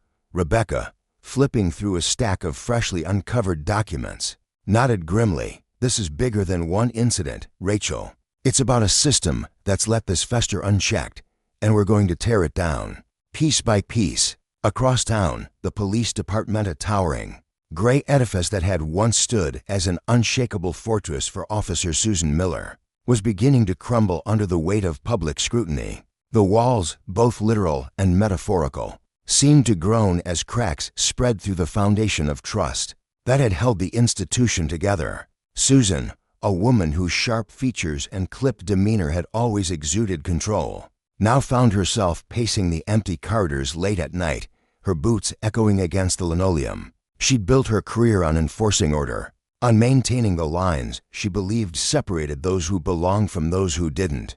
But now, with Rachel's case blazing like wildfire through the media, those lines were blurring, and Susan's carefully constructed world was starting to fracture. She stopped by a window, staring out at the city lights, her jaw tight. "They're making me the villain," she muttered to herself, her breath fogging the glass. "I was just doing my job." The pressure wasn't just external, it was seeping into the department itself, poisoning the air among the staff. In the break room, where the hum of a coffee maker usually provided a backdrop to casual banter, the mood had shifted to something darker, more restless. Officer Tompkins, a grizzled veteran with tired eyes, leaned against the counter, his voice low as he confided in a colleague, "I'm telling you, this isn't Susan's first rodeo. She's got a knack for zeroing in on folks who don't fit her picture of the place. Been doing it for years." Beside him, Officer Hayes, younger and still green enough to flinch at the tension, shifted uncomfortably, his fingers tracing the rim of his styrofoam cup. "Someone's got to say something," he replied, his voice barely above a whisper. "This isn't right. Rachel's case seats too loud, too big. We can't just pretend it's nothing." The words hung there, heavy and unspoken, a quiet rebellion brewing among those who'd once turned a blind eye. That rebellion found its voice in Officer Janice Ortiz, a junior officer whose soft-spoken nature belied the steel in her spine. She'd worked alongside Susan on countless shifts, her dark hair pulled back in a tight bun, her eyes always scanning the room with a quiet awareness. For months, she'd bitten her tongue, swallowing the unease that gnawed at her every time Susan's sharp commands rang out. Comments that too often seemed to land on people who didn't match the upscale sheen of the airport's first-class lounge. But Rachel's case had lit a fuse in Janice, and during a meeting with the Internal Review Board, she finally let it burn. Standing in a sterile conference room, the fluorescent lights buzzing overhead, she clasped her hands behind her back and spoke, her voice steady but laced with a tremor of suppressed anger. "I've seen Officer Miller's bias up close. She'd stop people, black people, brown people in the fancy parts of the terminal, asking for IDs, tickets, proof they belonged. No reason, no suspicion, just her gut telling her they didn't fit."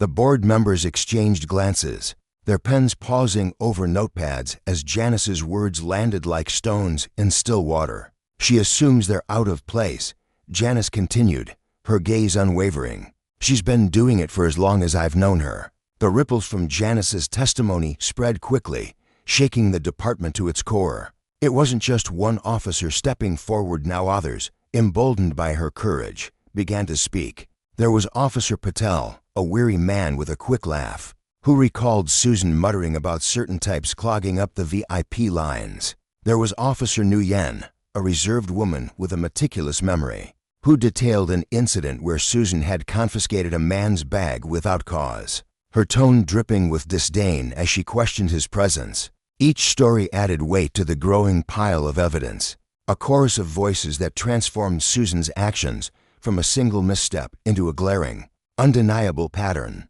For Rachel, hearing these accounts through Rebecca's updates was like watching a fog lift every new detail, sharpen the edges of her resolve. Sitting in Rebecca's cluttered office, surrounded by legal pads and coffee cups, she clenched her fists, her voice low but fierce.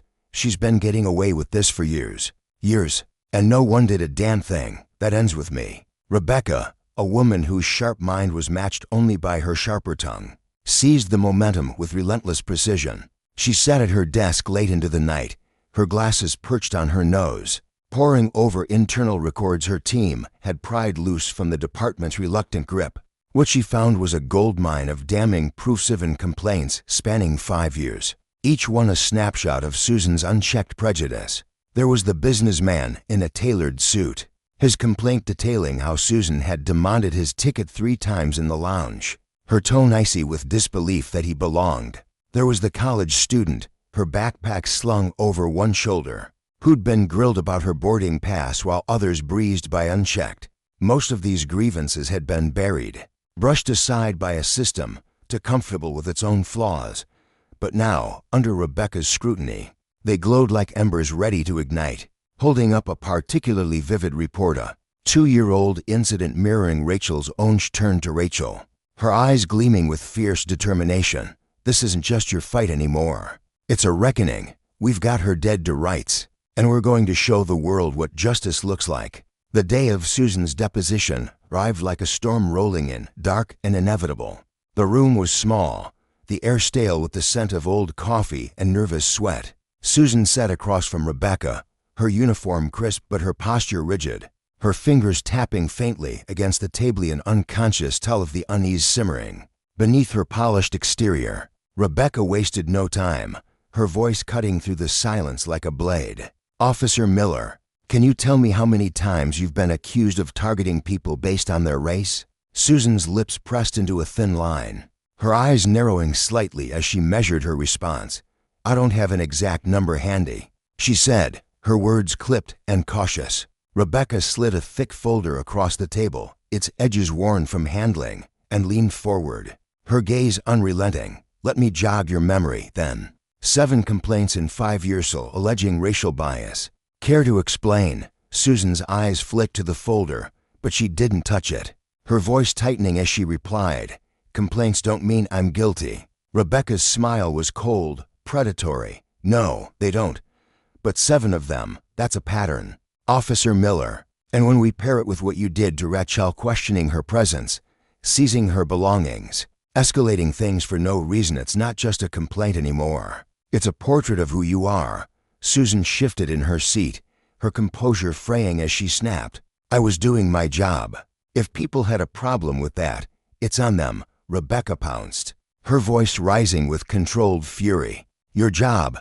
Is it your job to assume a paying customer doesn't belong because of how they look? To harass them based on nothing but your own warped instincts? You targeted Rachel Carter because of your prejudice, and these records prove it's not the first time." Susan's face flushed, her hands curling into fists. "I followed protocol," she insisted, but the words sounded hollow, even to her own ears. Rebecca leaned closer, her eyes boring into Susan's. "Protocol doesn't cover profiling. You singled her out because she didn't fit your narrow little world. And now that world's crashing down around you." Behind the scenes, the department was scrambling to contain the fallout. In a wood-paneled meeting room, the chief of security, a burly man with a perpetually furrowed brow, paced before a row of tight-lipped officers. His voice boomed with frustration as he addressed the growing chaos. "We're not here to shield anyone's screw-ups if Miller's part of a bigger problem. We face it square on. This case could sink us all if we don't get ahead of it." But not everyone agreed.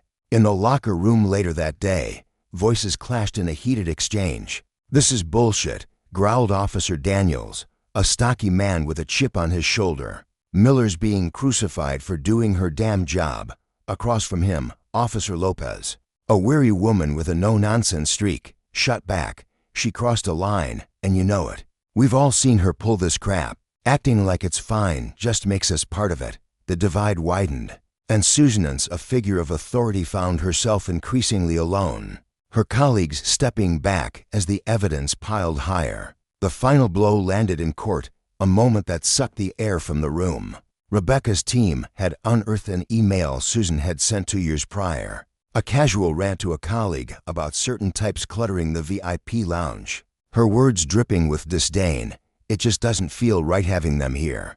As the prosecutor read it aloud, the courtroom erupted in gasps, the jury's faces hardening with disgust. Rachel, seated beside Rebecca, felt a rush of triumph surge through her, her chest tightening as she watched Susan's facade crumble.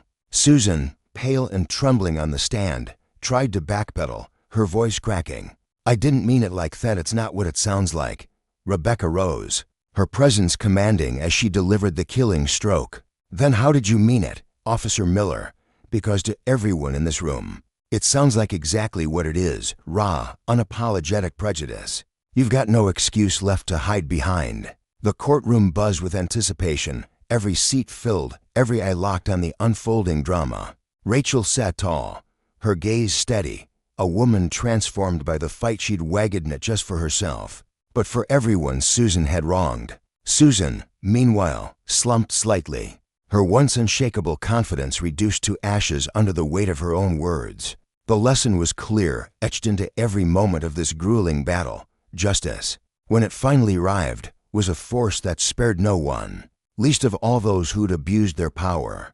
And as the consequences closed in, the system that had shielded Susan for so long trembled, its flaws laid bare for all to see. The reckoning had begun, and there was no turning back. The courtroom buzzed with restless energy as the trial reached its most pivotal moment, a weighty stillness settling over the space like a storm about to break. Reporters crowded the back of the room, their pens scratching furiously against notepads, cameras poised to immortalize every fleeting expression and word. The air was thick with anticipation, the kind that made your chest tighten and your breath catch, as if history itself were holding its tongue, waiting to see what would unfold. Rachel Carter sat at the witness stand, her spine ramrod straight, a picture of resolve that belied the storm churning inside her. Her hands, clasped tightly in her lap, betrayed her nerves, fingers interlocking so fiercely her knuckles whitened. She drew a slow, deliberate breath, the sound almost lost in the hum of the room. And when she spoke, her voice cut through the tension with a clarity that startled even herself. "When I walked into that lounge," she began, her eyes sweeping across the jury like a lighthouse searching for shore, "I was there for one simple reason: to catch my breath. It had been a grueling week, the kind that leaves you hollowed out, and all I wanted was a quiet moment before my flight to piece myself back together." Her gaze steadied, locking onto the jurors, who sat in a semicircle of rapt attention. I never imagined I'd be made to feel like an intruder in a place I had every right to be. I didn't expect to be scrutinized, shamed, and dragged away in handcuffs because Officer Miller decided, in a single glance, that I didn't fit. Her voice trembled for a heartbeat, a crack in her armor, but she pressed forward, the words spilling out like water breaching a dam. The way she stared at me, the way her words dripped with disdain, it wasn't about rules or safety. It was about power. She looked at me and saw someone she could diminish, someone she could strip of dignity without a second thought. Several jurors shifted uncomfortably in their wooden seats, their faces flickering with unease and something softer empathy, perhaps. One woman, her brow furrowed, clutched a pencil as if anchoring herself to Rachel's story. Another man, older, with lines etched deep into his face, leaned forward slightly, his eyes narrowing as he absorbed her pain. Rachel's voice grew stronger, fueled by the memory of that day. She didn't just question me. She tore into and ripped apart my sense of self. She snatched my laptop without a shred of justification, labeled me a troublemaker, and then, in front of a room full of strangers, she clamped handcuffs on my wrists. Her hands unclenched briefly, trembling as they hovered above her lap, as if reliving the cold bite of metal against her skin. That kind of shamit doesn't fade.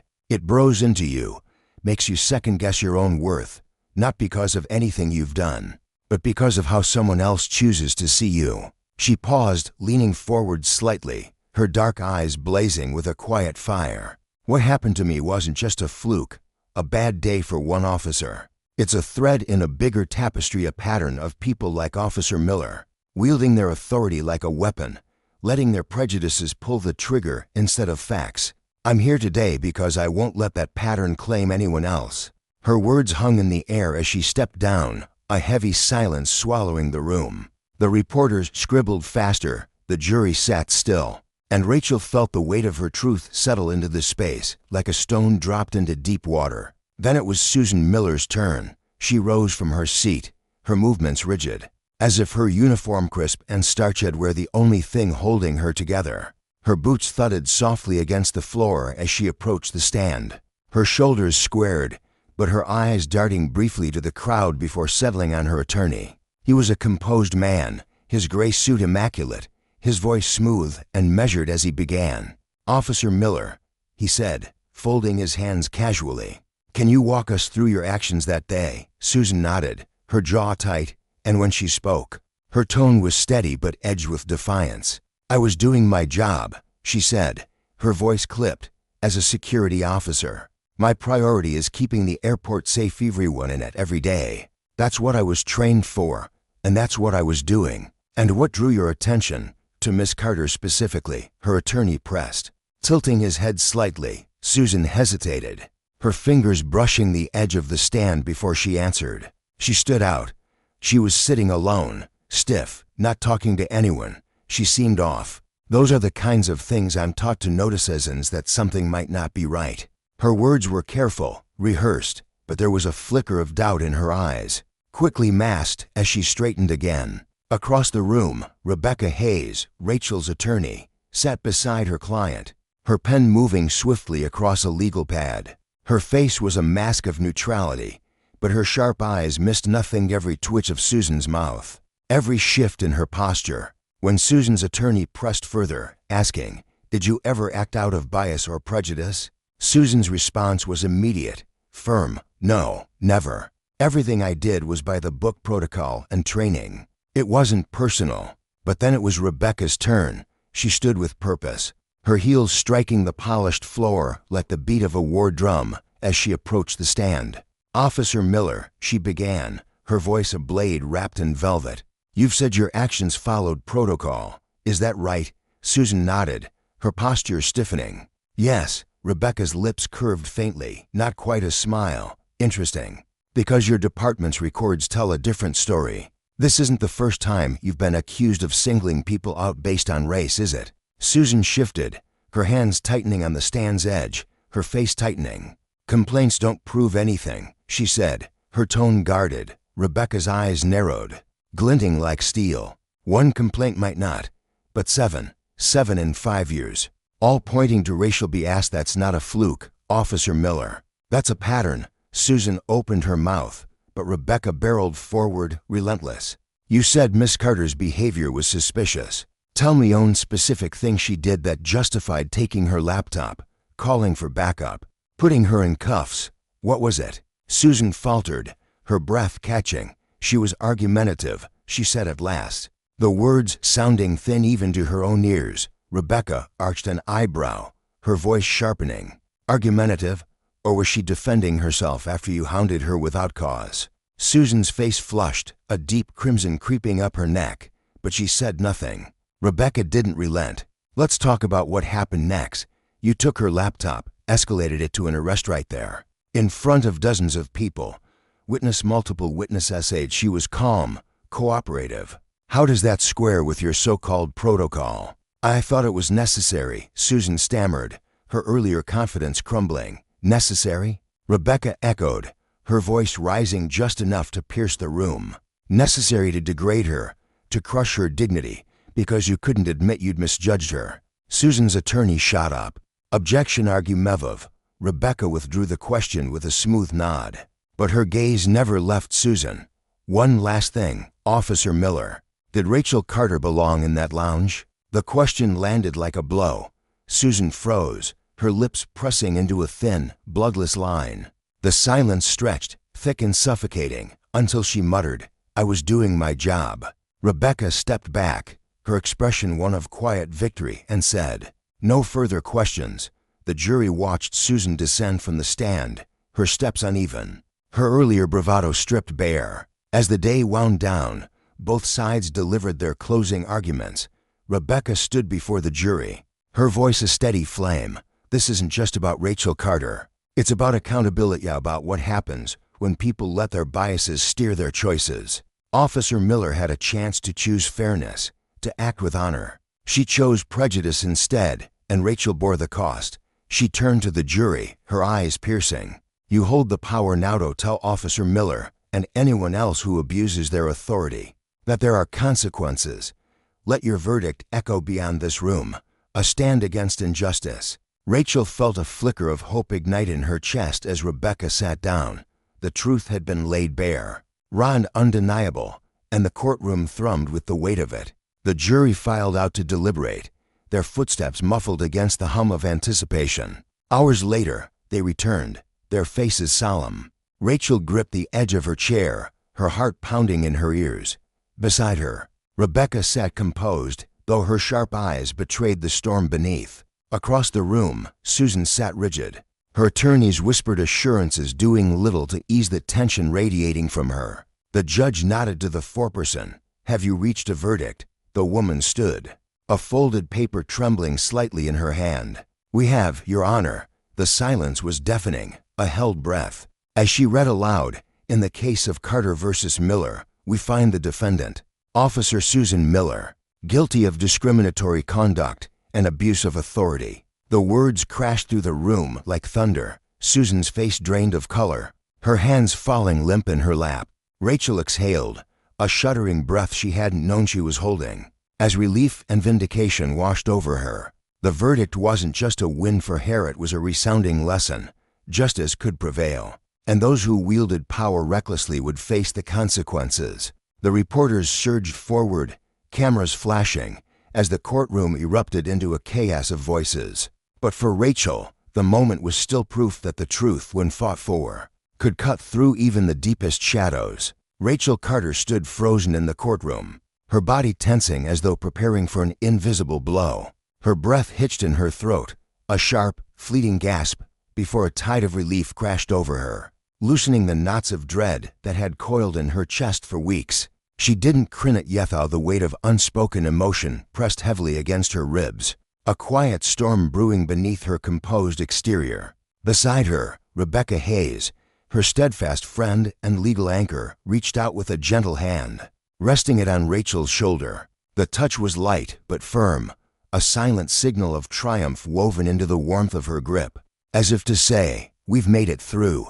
The judge's voice rolled on, steady and authoritative, detailing the consequences that would now ripple outward from this moment. Susan, the woman whose actions had ignited this firestorm, was ordered to pay substantial damages to Rachel, not just for the emotional turmoil she'd endured, but for the professional wreckage left in the wake of her ordeal. Beyond that, Susan faced a reckoning within her own ranks, a suspension from the department, with a full review looming like a dark cloud over her future. The courtroom buzzed alive as the gavel fell, a chorus of whispers and murmurs swelling from the benches. Some onlookers let out audible gasps, their surprise hanging in the air like static, while others exchanged knowing nods, their approval etched in the subtle tilt of their heads. Susan's attorney, a weary man with a pinched expression, scrambled to his feet, his voice tight with urgency as he pleaded for a moment to consult with his client. But the ruling stood firm, unyielding as stone, and there was no undoing what had been set in motion. As Rachel rose from her seat, her legs trembling faintly beneath her, a voice pierced the hum of the room. A reporter, stationed near the back, his notepad clutched like a lifeline. "Miss Carter, how do you feel about the verdict?" he called, his tone eager yet respectful. Rachel paused mid-step, her hand brushing the edge of the wooden table for balance. She turned slowly, her gaze sweeping the room before settling into a quiet, resolute strength. "This verdict isn't just a personal victory for me," she said, her voice steady despite the tremor of emotion beneath it. "It's a clear signal that discriminatory behavior has no place here, not in our workplaces, not in our systems, but this isn't the end. We need sweeping, systemic change to make sure no one else has to walk the path I've walked." Her words landed like a spark in dry grass, igniting a wave of applause from the supporters who had gathered beyond the courthouse doors, their cheers spilling through the open windows like a rising tide. Outside, the scene was electric, a vivid counterpoint to the suffocating shame Rachel had endured just weeks earlier at the airport, a moment that still lingered in her mind, like a bruise that wouldn't fade. The air had been thick with tension that day, the sharp clink of handcuffs echoing in her ears as strangers gawked, their stares boring into her like needles. Now, though, the verdict's echo reached far beyond these walls, spilling onto the digital expanse of social media. Hashtags like Justice for Rachel and Rackountability surged anew, flooding timelines with fervor. "This is a triumph for justice," one post declared, the words glowing on screens nationwide. Rachel Carter took on the system and came out on top. Now it's time for real reform. Civil rights groups seized the moment, heralding the case as a turning point, a crack in the foundation of entrenched inequities. They channeled the energy into calls for nationwide investigations into racial profiling within law enforcement, their voices amplified by the clatter of keyboards and the hum of shared outrage. Across the country, protests sprang up like wildfires, banners emblazoned with Rachel's face swaying in the wind, slogans demanding accountability painted in bold, unapologetic strokes. Yet not everyone joined the chorus of celebration. Amid the praise, dissenting voices rose, sharp and insistent. "A suspension isn't enough," an activist named Marcus declared during a televised interview, his brow furrowed with frustration. A tall man with a voice that carried the weight of years spent fighting. Marcus leaned forward in his chair, his hands gesturing emphatically. "We need structural overhaul, permanent, root-deep changes, not just a slap on the wrist for one person. This case, it's a glimpse of the mountain we're still climbing." The police department, meanwhile, released a terse statement, its words carefully measured. They acknowledged the ruling and promised a review of training protocols. But the skeptic Rachel among them saw through the polished veneer. Such pledges had been made before, dangled like bait only to vanish when the spotlight dimmed. For Rachel, the courtroom win was no finish line, it was a starting gun, fueled by a fire that had been smoldering since that humiliating day at the airport. She threw herself into a mission far bigger than herself. She teamed up with advocacy groups, their offices abuzz with late-night strategy sessions, the air thick with coffee and determination. Her first step was a speaking tour, grueling, yet exhilarating, where she stood before packed auditoriums at universities, community centers, and corporate halls, her voice cutting through the silence like a blade.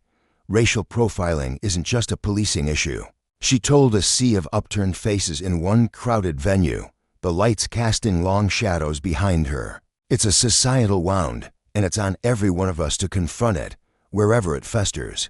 Rebecca Hayes stood by her side through it all, her legal mind sharp as a scalpel, slicing through bureaucratic red tape to bolster their cause. Together, they were a Forcian emblem of hope for those who'd spent years shouting into the void.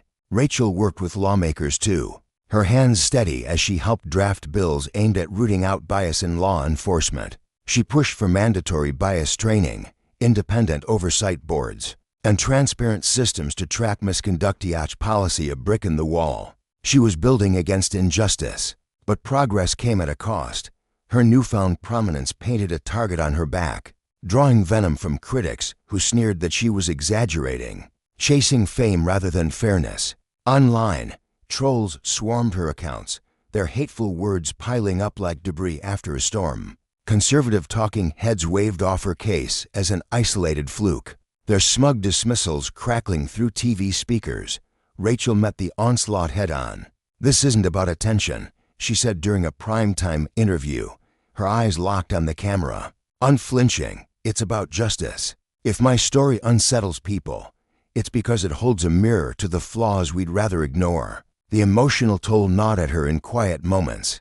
Alone in her apartment, the hum of the city muted beyond her windows, Rachel often found herself replaying that day at the airport, the cold bite of metal on her wrists, the murmur of onlookers, the sting of being singled out for no reason but the color of her skin. The trauma clung to her, a shadow she couldn't outrun. Yet the flood of support kept her afloat. Letters and emails from strangers who'd faced the same indignities, their words raw with gratitude. "I've stayed quiet about my own story for years," one message read, the handwriting shaky but resolute. "Your bravery gave me the nudge I needed to speak." "Thank you," Rachel answered as many as she could, her replies brimming with compassion, each one a thread stitching her to a wider tapestry of resilience. Her fight, she realized, wasn't hers alone. It was a lifeline for others to grab hold of too. Months later, Rachel stood on the Capitol steps, the wind tugging at her coat as she addressed a throng of thousands at a rally for police reform. Her voice boomed through the speakers, urgent yet laced with hope. "We've taken a step toward accountability," she said, pausing as cheers erupted around her, a sea of signs bobbing in agreement. "But one verdict won't cut it. We have to tear down the systems that let prejudice thrive." "This isn't just my battle, it's ours," the crowd roared, their energy a living thing. But Rachel's mind drifted to the cost of it all: sleepless nights, the scars no one could see. Back at home, when the noise faded and the adrenaline ebbed, she wrestled with the lingering pain of her ordeal. The legal win, the public acclaim, didn't erase the memory of being shackled in that lounge, the weight of eyes judging her without cause. Still, she refused to let it define her. Channeling her hurt into purpose, she leaned on the community that had carried her through, friends like Rebecca, whose quiet strength was a constant, and the countless voices who joined her chorus. Rachel Carter had turned her suffering into a clarion call, a lesson etched in every step she took. Justice isn't just a gavel's fall, it's a reckoning, a warning to those who wield power without care, and a promise that the fight for what's right burns brighter than any attempt to snuff it out. The city hummed outside Rachel Carter's window, its lights flickering like a constellation of restless stars, casting a soft glow across her small apartment. She sat there, cradling a warm mug of tea, her gaze tracing the sprawling skyline. It was a quiet moment, a rare pause in a life that had become a whirlwind of purpose and pain. Her mind wandered back to the day everything changed, the day she'd stood in that sleek airport lounge, her heart pounding as cold metal cuffs bit into her wrists. She could still feel the weight of those judgmental stares, the sting of humiliation as her pleas for reason fell on deaf ears. That moment had ignited something in her, a fire she hadn't known she possessed, one that now burned brightly enough to light a path for others. Years ago, a national hotline had been established, a lifeline for those whose voices had too long been stifled by the suffocating grip of racial profiling. Rachel remembered the day it launched, her chest tight with a mix of hope and skepticism. Could a phone line really unravel decades of injustice? Yet within weeks, the calls flooded in, each one a raw, unfiltered cry that echoed the depth of a problem too vast to ignore. She'd sit for hours, listening to the stories pour through the receiver, each voice trembling with its own blend of fear, rage, and fragile hope. There was the young black college student, his voice cracking as he described the security guard trailing him through the aisles of a high-end store, his every move scrutinized as if he were a thief in waiting. Then came the Latina businesswoman, her tone sharp with indignation as she recounted being interrogated in a hotel lobby, her reservation clutched in her hand like a useless shield against suspicion. Rachel absorbed every word, her heart sinking under the weight of their pain, yet rising with a fierce resolve. "You're not alone," she'd say, her voice steady despite the storm brewing inside her. "We won't stop until this ends." One afternoon, a letter arrived, its edges worn as if it had traveled through time itself. It was from an older man, his handwriting shaky but deliberate.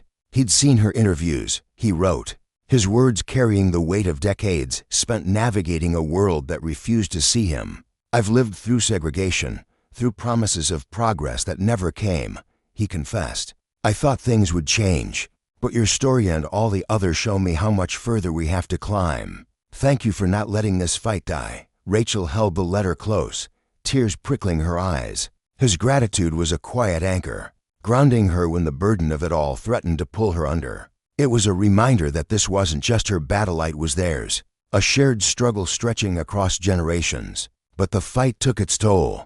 There were nights when sleep eluded her, her mind trapped in an endless loop of that airport lounge, sterile air thick with tension, the clink of handcuffs, the murmurs of onlookers who saw her as less than human. She'd wake in a cold sweat, her chest tight, her anger a living thing clawing at her ribs. For months, she resisted therapy, convinced she could shoulder it all alone. Yet the cracks began to show, her hands trembling during speeches, her voice faltering under the strain. When she finally stepped into that quiet office, the therapist's words cut through her defenses. "You don't have to carry this by yourself." It was a simple truth, but it unraveled her. In those sessions, she poured out her grief, her exhaustion, her fury at a world that demanded she prove her worth again and again. Slowly, she learned to balance the advocate with the woman, to let vulnerability sharpen her strength rather than diminish it. Her honesty resonated. On a dimly lit television set, the cameras rolling, Rachel sat tall, her eyes blazing with conviction. "Fighting for change wears you down," she admitted, her voice raw but unwavering. "There are days when it feels like too much, when I want to hide from it all. But the cost of staying silent, that's a price too high to pay."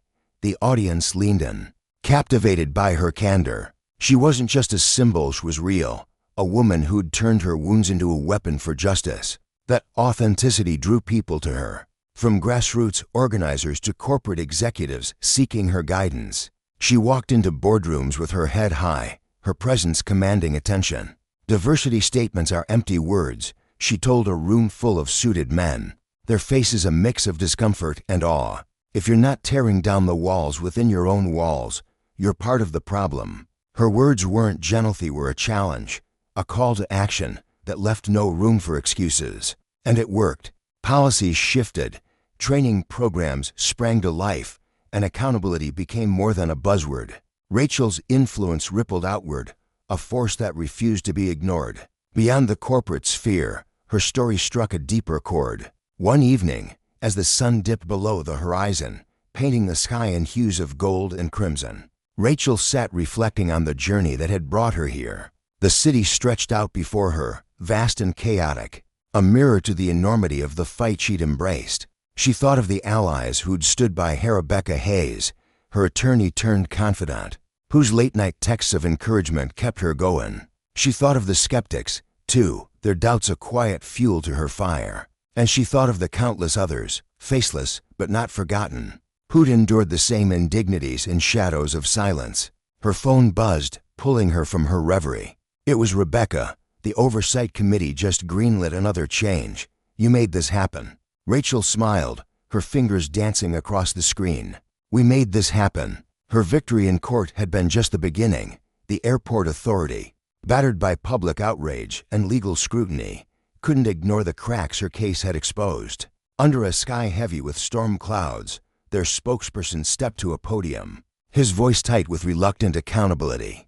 "For too long, we've overlooked the human toll of bias in our practices," he said, the words broadcast across screens nationwide. This case has shown us the need for real reform, and we're committed to it." The crowd murmured, some with hope, others with skepticism honed by years of broken promises. But change came slowly, then all at once. Anti-bias training rolled out, mandatory for every security officer. Rachel worked alongside civil rights experts to shape it, weaving her own story into the lessons. She watched as trainees reenacted scenes eerily similar to her own, their faces shifting from detachment to unease as they grasped the harm they'd once dismissed. Then there was the Oversight Committee, a panel of sharp-eyed lawyers, community advocates, and seasoned travelers who'd seen the system's flaws up close. They sifted through complaints with a meticulousness that left no room for oversight, ensuring no one else would be brushed aside as she once had been. Rachel didn't just cheer from the sidelines. She sat with lawmakers in stuffy meeting rooms, her voice cutting through the haze of bureaucracy. "This isn't just about airports," she insisted, her hands gesturing emphatically. "It's about every place where bias festers unchecked. We need systems that work for everyone." Her tenacity bore fruit. Other airports followed suit, and whispers of reform grew into a nationwide roar. Her platform swelled, her voice a beacon for those who'd felt invisible. At a national summit, the auditorium buzzed with anticipation as Rachel took the stage. The lights were harsh, the crowd a sea of expectant faces, but she stood steady, her words ringing out like a clarion call. "Our strength is in our togetherness," she began, her gaze sweeping the room. "When we refuse to be quiet, when we link arms and demand better, we make the world listen. My story is one thread in a tapestry of struggle, but it shows us this: silence feeds injustice. Speaking out tears it apart." The room erupted, applause crashing over her like a wave. But Rachel's eyes were already on the horizon, plotting the next step. She didn't stop at inspiring, she lifted others up. At her events, she handed the mic to those who'd been overlooked, their voices trembling but growing stronger with every word. One young woman, her hands clasped tightly, stepped forward. "I thought no one would listen," she said, her eyes glistening. "I was harassed at a store, and I just swallowed it. But watching you, Rachel, I found my courage." Rachel reached out, squeezing her shoulder. "Your voice matters," she said softly. "Every story we tell builds this movement. Together, we're a force they can't ignore." The room hushed, the weight of their shared strength palpable. Even amidst the victories, Rachel carried the past with her. One night, alone in her apartment, she scrolled through a folder of grainy photos from the trial, headlines screaming her name. The images of her arrest once seared her with shame. Now, they stood as testaments to her defiance. She lingered on that day in the Longath sterile floors, the hum of overhead lights, the disbelief as her dignity was stripped away. But she didn't linger in despair. From that ashes had risen a movement, a purpose that pulsed through her veins. Her phone lit up again, another text from Rebecca, another small win. Rachel's lips curved into a quiet smile. This was bigger than her now. Rachel Carter's journey from a woman wronged to a woman who rewrote the rules teaches us more than resilience. It's a lesson in justice, a stark reminder that power, when abused, leaves scars that demand reckoning. Her story isn't just hers, it's a mirror held up to a society riddled with flaws, a call to tear down the structures that prop up prejudice and replace them with something fairer. Justice, she'd say, isn't a finish line, it's a battle fought daily. Her fight exposed the cost of unchecked authority, from the airport's cold indifference to the boardrooms that hid behind hollow promises. And in its wake, it showed us that one voice, joined by many, can topple giants. As the city lights glimmered outside her window, Rachel knew the road ahead was long, but she was ready to lead, ready to listen, ready to keep pushing until the world bent toward what was right.